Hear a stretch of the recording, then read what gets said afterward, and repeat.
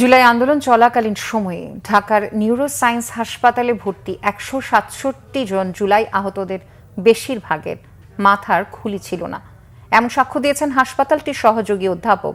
July August আন্দোলনের সময় সংগঠিত মানবতা বিরোধী অপরাধের মামলায় সাবেক প্রধানমন্ত্রী শেখ হাসিনা ও সাবেক স্বরাষ্ট্রমন্ত্রী আসাদুজ্জামান খান কামাল সহ ৩ জনের বিরুদ্ধে ১৩তম ব্যক্তি হিসেবে বুধবার এই সাক্ষ্য দেন বলে জানিয়েছেন আন্তর্জাতিক অপরাধ ট্রাইব্যুনালের প্রসিকিউটর মিজানুল ইসলাম।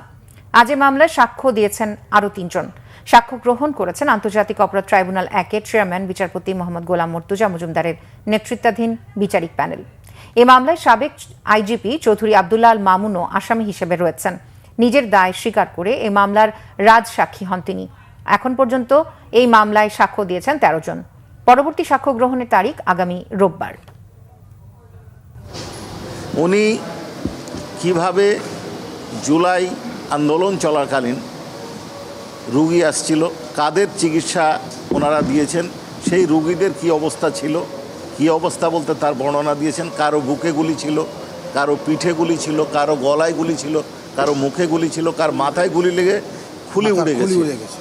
অপারেশন করেছেন, কারো গুলি বের করতে পেরেছেন, কারো গুলি বের করতে পারেননি। ১৬৭ জন রুগীকে উনি ভর্তি করেছেন। তাদের মধ্যে ৩৩ জন মারা গেছেন।